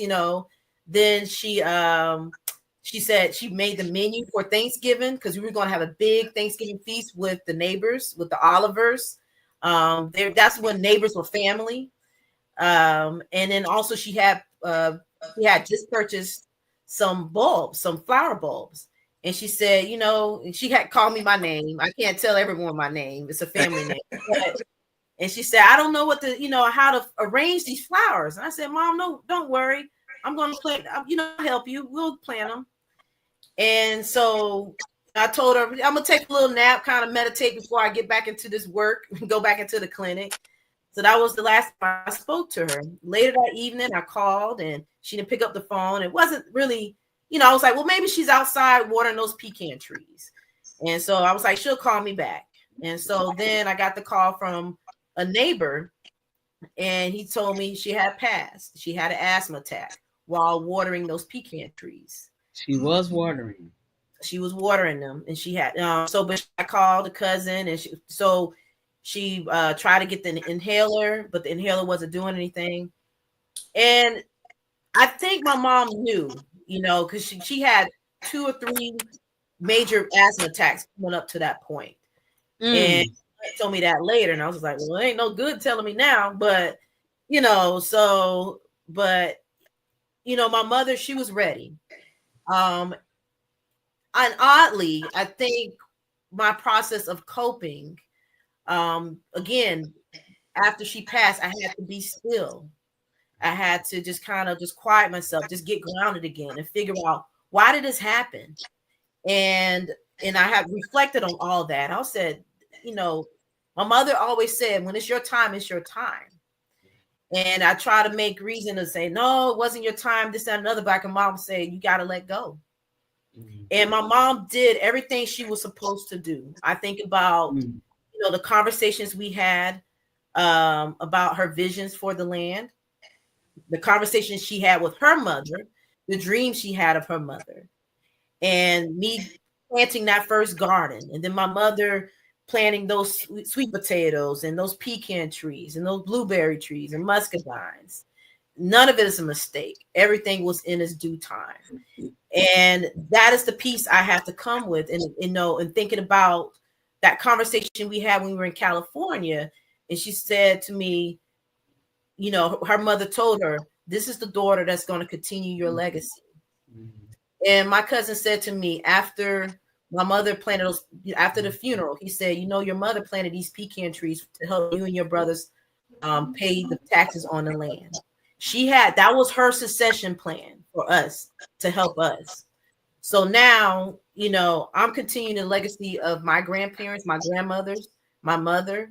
They got the ball rolling. They set the foundation, and I'm just trying to build. And I'm hoping the succession plan that I create, my cousins, my nieces, my nephews, and maybe hopefully one day a child will, continue my legacy, continue our legacy as a family. Wow. So, yeah, you got to live it. And, I feel like, and that's, if you told me 5 years I was going to be a farmer, I said, show me the receipts. I'm not a city girl. So, I have to say this to you. I think you have been the best person to come on our show and really help us to understand, because I caught this. You are a city girl with country roots. Yeah, that's it. I'm gonna trademark that. I gotta make trademark that before someone takes it. We got somebody that could do that for you. Remember, Angee? We got Oh somebody yeah, that we got somebody who can do it. Yeah, because she trademarked one of my sayings. So that is possible, girl. So we'll put you in contact with her. Okay. All right. But Awesome. I gotta give a shout out once again to all my people who are making comments in the comment section. Once again, here's Dana again. Tia, you're doing a wonderful job. We are so proud of you, girl. Also, Carmen Goolsby. I have started gardening and farming because I wanted to know where my food uh, comes from. All farmers are not using natural resources. And so, just to give a little bit of background on Carmen, she does have to watch everything that she eats. Her and her mother, they do a wonderful job. They are probably I've heard people reading labels and I see it on TV and all these other, but this is the first family that I've met, and they live by it. They are looking and watching every ingredient that enters into their body. So shout out to the Goolsby family. Thank you guys for showing up and being part of this conversation. Tia, I already know Mary Goolsby is going to ask before I even ask. Hold on, Mary. Let me ask her first. We got to have you back, girl. We definitely love to have you back. And next time that you come back, Tia, if there's anybody else that you would like to bring along, have them come along and and talk more about this subject, because in our pre-show you had brought up some more conversation that needs to be had along this vein. I think really right now people are starting to turn their heads, because based on what Carmen's saying, I want to know what's going inside of my mouth these days. And I can't trust the grocery stores, because when you go to the motherland, once again, shout out to Korea that helped us to understand the food that's over there. Oh my gosh. She's like, listen, nothing like it. I have a number of people that are just going over there and saying, my new relaxation, my new place to go is over to the motherland, because I'm not just getting great rest, but the food that I'm intaking is a whole lot better than what I'm eating. So I think people are starting to say, yeah, we need to get serious about growing our own.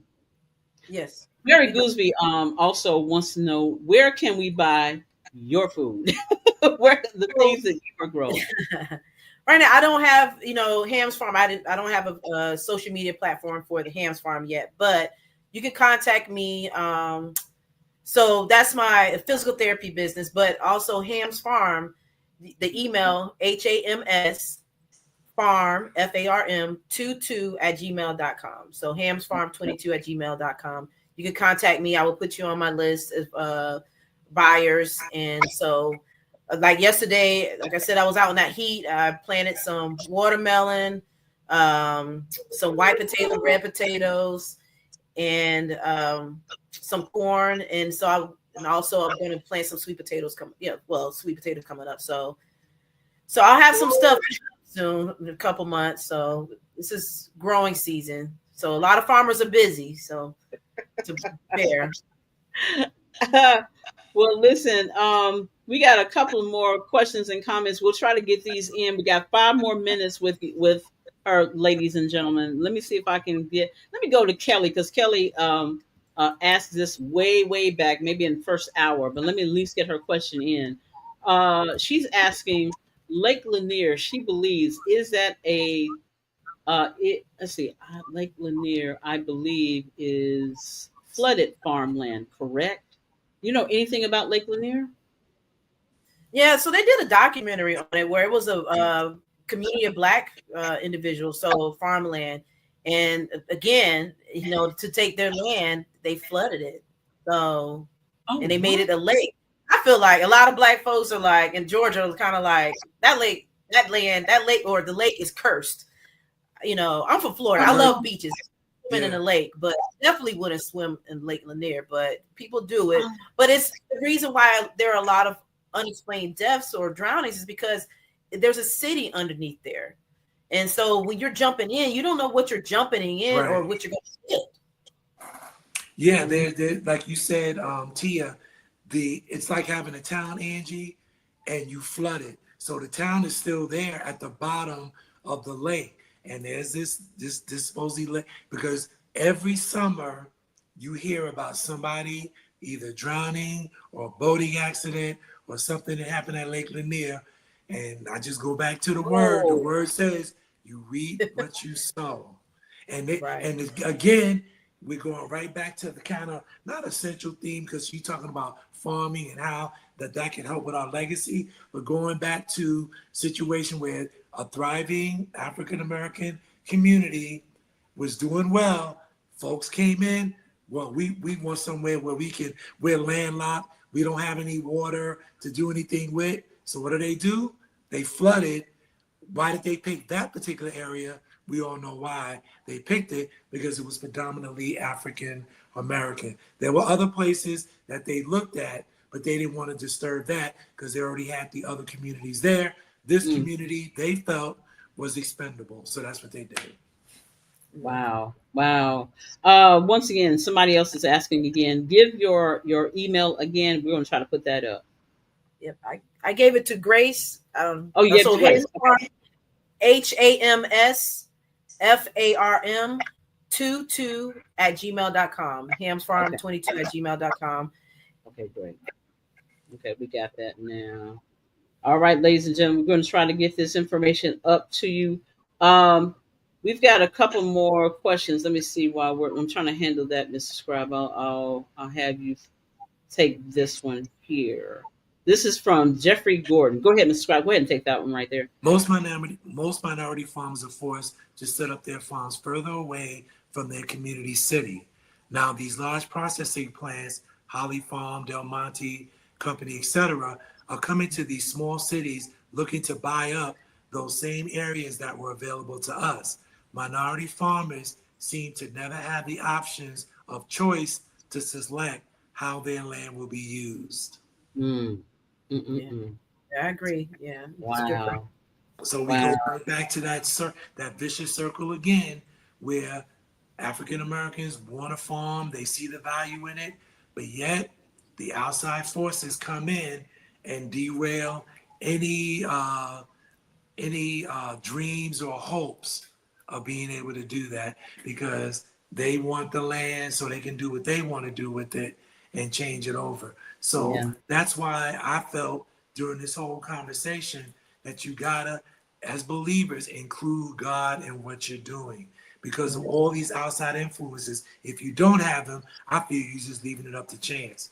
Things that are negative are going to happen. But if he puts his stamp on it, no matter what somebody tries to do, if he's told you, Tia, that that's the land that he's given to you to farm, nobody or anybody is going to be able to move in on that because of your faith and your belief and the faith of your neighbors as well. Yeah.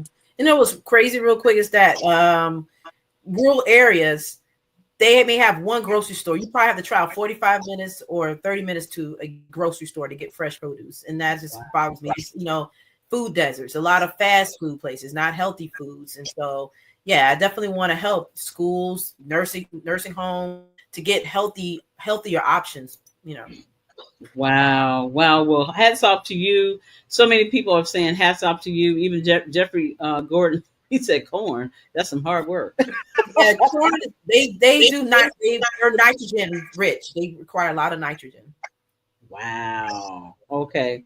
Also, we had a comment from S.J. Angel, Oscarville, Lake Lanier. Okay.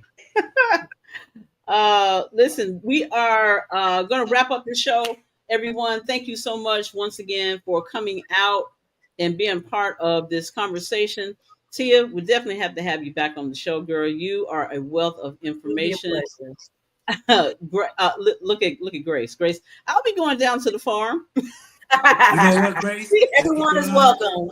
And if you go down to the farm, Grace, make sure you put a hat on because you will get dark. You will. Ain't nothing getting dark. Listen, I need a little color on me too. Yeah, So listen, Angie, you go as everyone. well. Both you and Grace. Now, half the day, don't wear a hat. Rest of the day, wear the hat. And you guys will be that black caramel chocolate when y'all Sunblock. Sunblock is important. Oh, yeah. See, that right there. Well, listen, you guys, this is the end of our show. We will be back next week with another live show right here at the Real Level Up. We want to thank each and every one of you guys being part of the show. You guys make the show come alive and stay alive. Thank you so much. Continue to share out this show. Come on back next week and be a part of the conversation. We will have Tracy Cohen. She is a dynamic author on next week. So you definitely don't want to miss any part of that show as well. Well, listen to it. Are there any parting words that you have for the viewing and listening audience of Level Up? Just living your purpose. Living your purpose. And thank you to all our family and friends for the support. Thank you. Yeah. Awesome. Awesome. Well, you guys take care, and we will see you next week. Same time, same back channel, 3 p.m. Eastern, 2 p.m. Central, 12 p.m. Pacific, right here at the Real Level Up. We will talk to you guys later. We love you. We miss you. Take care.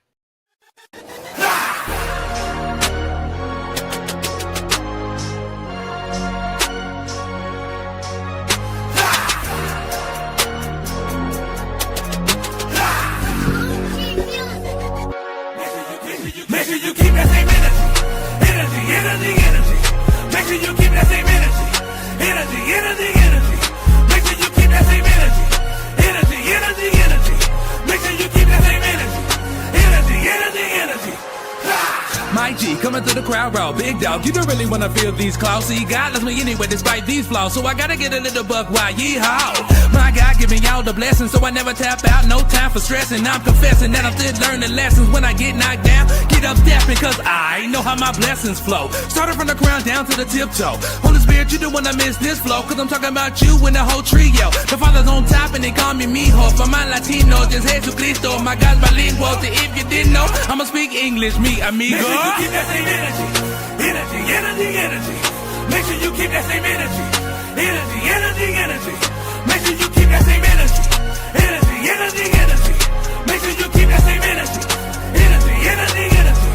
Make sure you keep that same energy. Make sure you keep that same energy.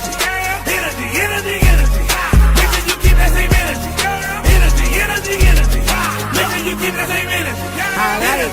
Yeah. Somebody tell me whose man's is this? Flip flop, they crisscross, wanna jump when they plotting the whole twist. Well, hey, Mr. Big Stuff, now tell me who you think you are. Call Gene Knight, cause you know you're dismissed. I got a lot of enemies, they draining my energy, but tell them my energy is inside of my energy. If I'm at a dead end, I'm counting on real friends, the type that will help you and open the Red Sea. Never make a promise that you can't keep. Nobody really likes a bluff, that's a wedge so deep. If you're gonna repent, then I suggest another keeping. If that energy drained, then throw away the whole thing. Sometimes you gotta cut the cord to keep moving forward, to be a valuable piece within this game and board. What's done in the dark is brought to the light, it's heads or tails. So tell me how you call it, alright? Listen, hot or cold, ain't no man in the middle, cause if it gets spit out, ain't no stopping this really. Let's talk about what's going on in the real estate world now. This is a great time to go out and buy a home. I'm gonna talk about these condos that I have. So I have these condos. They're starting in the twos, which is pretty low for Decatur.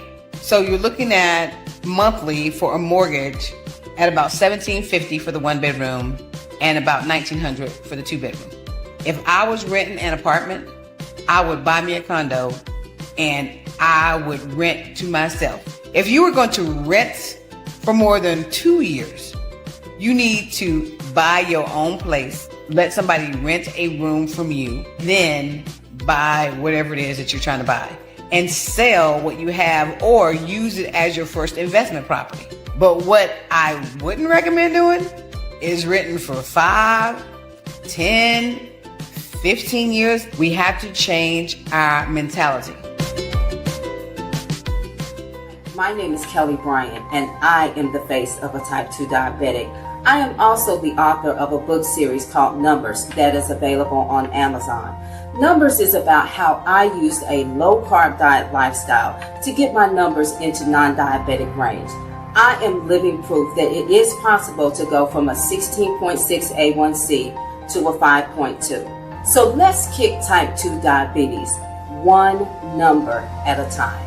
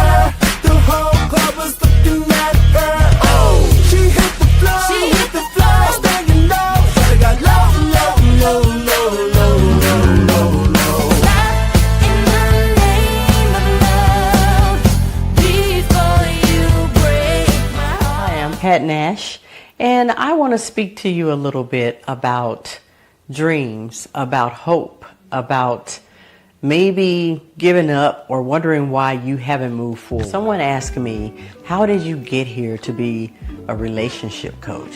It actually came out of a need for myself and what I observed looking around after I asked myself a couple of questions. Why was I not doing the things that I wanted to do? Why had I gone through divorce? I realized I was not the only one. You see, there's a lot of us who stopped hoping, who stopped dreaming, who stopped chasing our dreams or going after our dreams because we don't have to chase anything. When we look internally and figure out what it is that's holding us back, the sky's the limit and you don't have to chase anything. You attract it.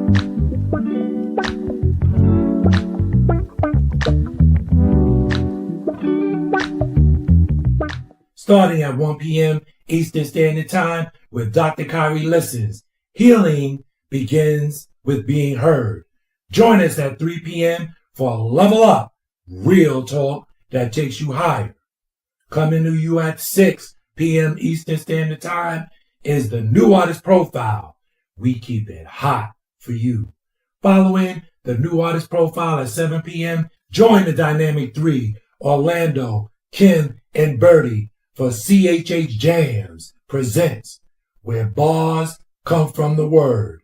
Relationships can be challenging, so we save the best for last. Join us for Pat Nash Talks on those special occasions every second Sunday of the month at 5 p.m. Eastern Standard Time. We have food for talk, taking on health, one number at a time.